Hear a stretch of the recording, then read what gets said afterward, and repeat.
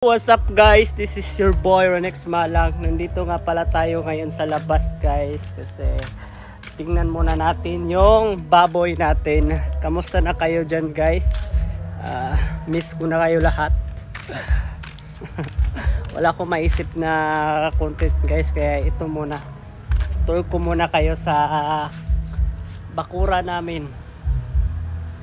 So nakita nyo na to guys sa ibang video ko. Tingnan nyo naman guys, malalaki na talaga yung mga biik ko. Hala? Ano nangyari? Ba't na natanggal?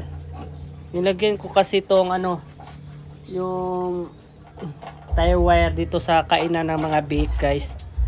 Kaso natanggal.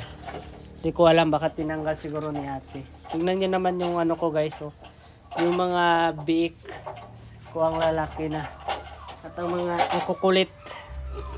Ito naman yung mga tanim ko na gulay guys, lalaki na din yung mga gulay ko.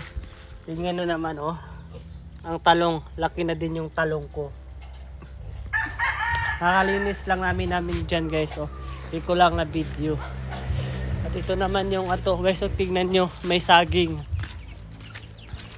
At tingnan nyo naman guys, ito yung mga sisi ko, nilipat ko dito kasi na kasi guys, na nabinta ko na yung mga bantries ko, yung mga 45 days. Yun. Nakabili ko lang ng pagkain ng manok, ayun, ubos na naman ulit. Dito ko nilipat yung iba. At ito naman guys, kakalinis lang kami dito. Pero may tatanim naman ako dyan na bago. Ito nga guys, layana.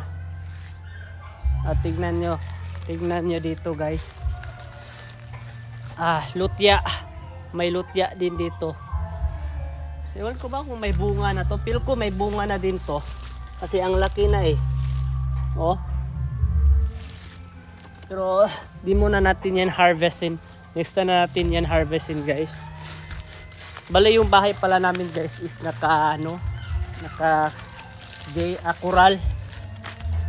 So ito naman yung sa guys, sa labas, gubat yan, malaking gubat talaga yan. At meron nga akong tinanim dito na mangga guys.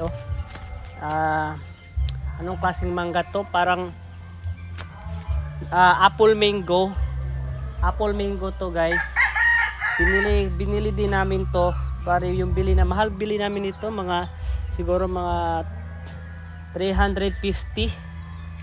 Yan po yung bili namin. Ito nga guys, meron ding dito. Meron ding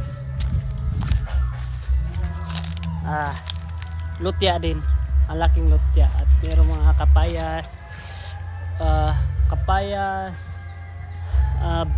buko, lubi. Medyo hapon na nga dito guys. At ingat kayo palagi dyan guys. And this is your boy Renex Malang. Ingat po kayo palagi. Yun lang po guys. See you next time again. Love you.